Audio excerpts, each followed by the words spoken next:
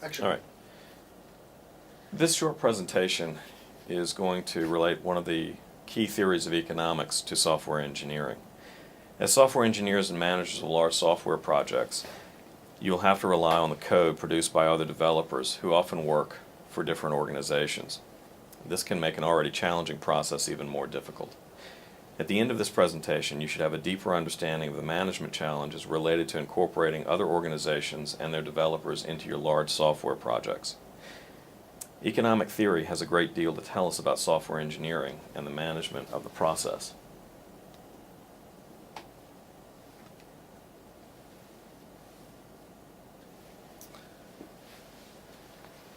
In this presentation, we're going to explore the definition of transaction costs and how they arise within the context of software engineering. We're going to identify the distinct types or categories of transaction costs as they've been identified in the literature. We're also going to examine the drivers of transaction costs. Certain conditions within a transaction make these drivers relatively more or less significant to the specific transaction, and we'll explore the reasons for this. Finally, we'll examine what makes these drivers relatively more or less significant for software engineering projects than for other transactions.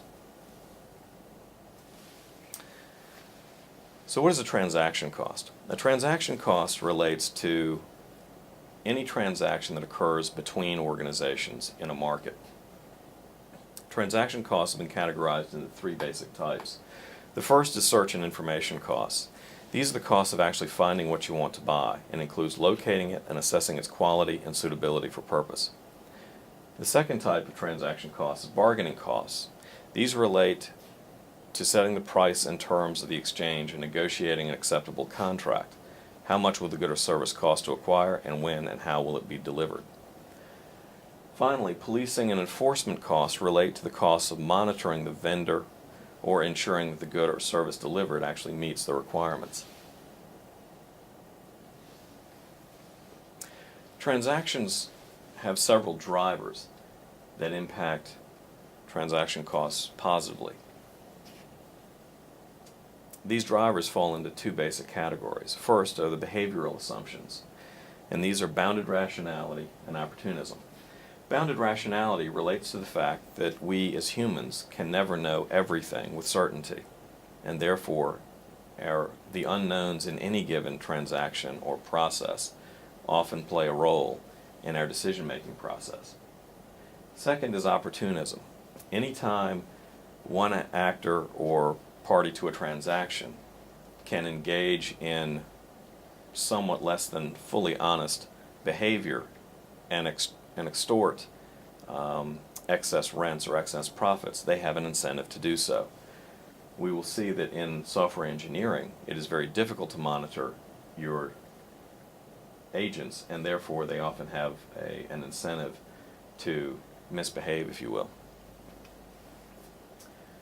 The next dimension are the transaction dimensions themselves.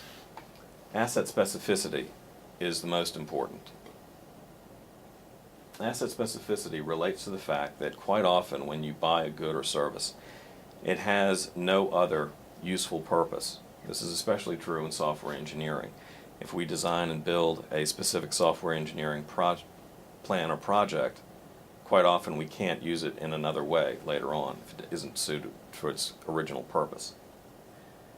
The next element is uncertainty. This relates to the relative certainty that we have about the outcome, specifically a successful outcome in a software engineering process. And finally, we have frequency. Frequency is how often will this transaction occur. Does it happen every day, or does it happen once in a lifetime? Most custom software engineering projects relate to very specific and infrequent transactions. And because of this, the reputation of the software engineering firm or parties is extremely important to the transaction.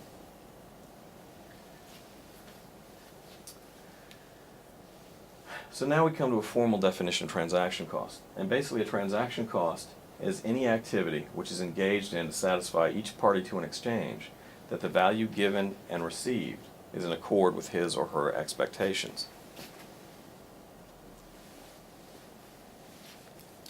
So now we come to the motivations for outsourcing. Why do organizations outsource? All organizations outsource for one of two primary reasons. First is capacity. This is they need to develop a product or service or perform a certain function very quickly, and they don't have the capacity themselves to do it. They know how to do it, but they don't have the capacity to do it themselves, and therefore they have to hire someone else to help them. The other reason companies outsource is for knowledge and capability. This is much more difficult for them. In this case, they don't know what needs to be done, and quite often they don't know how to do it either, and they must rely on an outside party to develop the product or provide the service for them. This can be very difficult for them to manage, and they must therefore rely very highly on the outsourcing vendor. So what does this have to do with software engineering? Software engineering is itself inherently complex. It is a sophisticated process that is virtually impossible to know completely, and this in turn leads to bounded rationality. Software engineering is inherently fraught with opportunism because developers can't be monitored effectively. Software engineering is an inherently cognitive process. This means that we quite often don't know whether a software developer is working diligently or goofing off. In addition, many software engineering processes or projects are asset specific. In other words, they're built for a specific purpose. And they're built for a specific purpose because we can't find a comparable piece of software in the market. And finally, they're inherently uncertain. They're likely to fail. The statistics on software engineering success are sobering at best. And it's often difficult to measure success or quality even after the fact, once the software has been delivered. So what are the solutions to this problem? There are a few.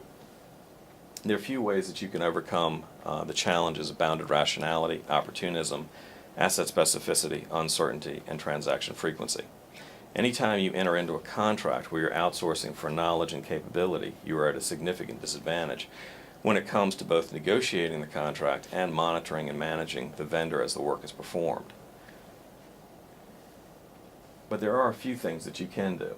One is to develop your own internal technical expertise. At least if you don't have the capacity, you understand the processes that need to be performed. And then finally, write tough contracts that hold your contractors to account for outcomes as well as for inputs. Make sure that they have a stake in the outcome of the project. And this is the end of the presentation itself.